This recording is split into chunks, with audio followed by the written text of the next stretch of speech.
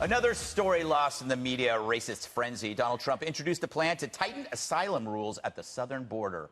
Boiled down, with some exceptions, migrants who pass through another country first must seek asylum there rather than at our border. So basically, you can't just say to El Salvador, get me out of here, when what you really meant was get me a job in Phoenix. So Trump's plan is simple and sensible. And we've said it before, if you're on the run from something bad, why skip the first safe harbor? To use a movie analogy, if Freddy Krueger's on your tail, the first house with the lights on is the door you're going to knock on. But I am oversimplifying, because that's what I do. By bringing a safe place closer to a migrant, this change is meant to prevent suffering by shortening the journey. So you think the Dems would be on board, but no, it's Trump. Now, his idea of making refugees seek asylum in the first safe nation they came to is one most countries use, and for good reason. It saves lives, as the Germans discovered when Merkel let in millions of refugees who were told they could go anywhere they wanted in the EU, and many said London. So Britain set off Wiedersehen to the EU, and Merkel's been trying to walk back her decision ever since. Trump knows anarchy comes when you base your laws on political pandering and what plays well on The View. The caravans were our version of Merkel's mistake, but this reform says not so fast, which is why in all likelihood the Democrats will hate it. All right, Juan, I want to play a SOT from one Democrat who seems to agree with this plan. Let's roll it. Oh. Refugee status is not granted just based on economic need or because a family lives in a bad neighborhood or poverty.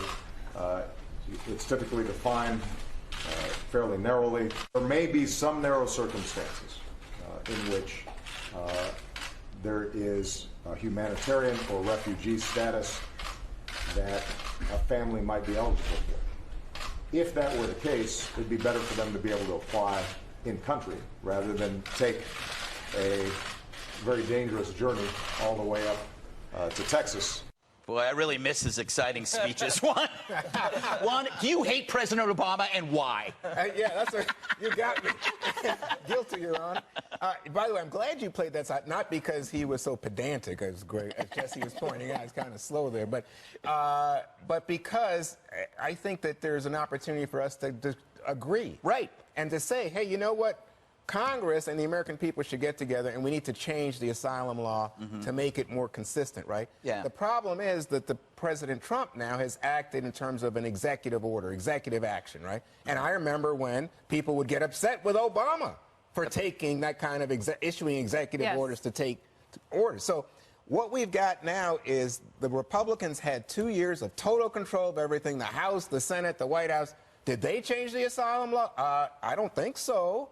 But now they're willing to exploit it seems to me, for political gain, because he didn't get the wall, he didn't have the raids over the weekend, he didn't get the question on the census, and so now he's doing this. Kennedy, you want to respond? I can tell you're...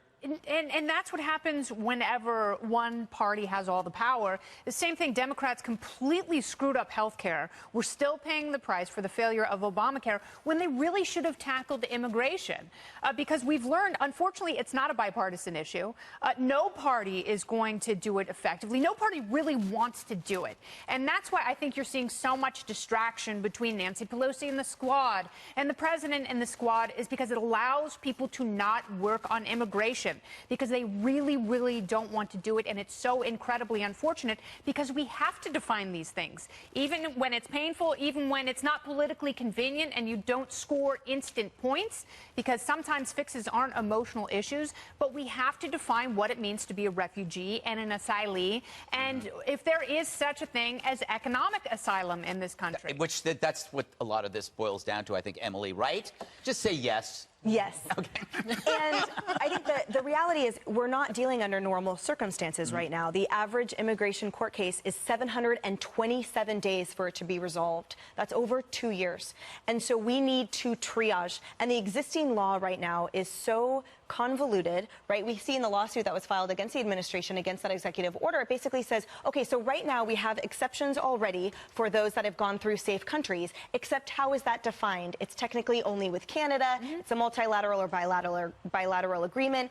Is it necessary for the immigrant to have resettled in that country, or is passing through enough? Are we creating a compact with regional compact with the South or Central American countries? Like, all of these questions are up in the air, and what they require is diplomacy and international relations and attention by our politicians and elected officials, rather than just the squabbling and the freaking out that most people are doing on the left and wasting everyone's time with, frankly, these lawsuits. But the bottom line is triage needs to occur, which is what the president was doing by that executive order. And the content of it already exists in our existing law. So if people have a problem with it, they should be writing their senators. Okay, but they're trying to change the laws in Mexico and Guatemala, and the legislatures there are not allowing them to do it. So we're not going to have third safe country agreements with those two countries anytime soon. Well, I'm just glad Juan finally agrees that Nancy has to get together with the president and close the asylum loophole. I wish that would do that. I'm glad you said that, because the president just a few weeks ago gave her breathing room and said, I'm going to hold back on the ICE raids for a little bit if you guys could get your act together on the asylum deal,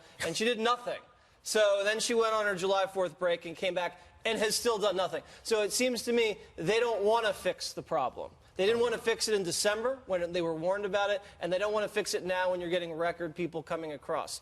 If you look at what happened in Brexit, that's the exact result of the migration crisis.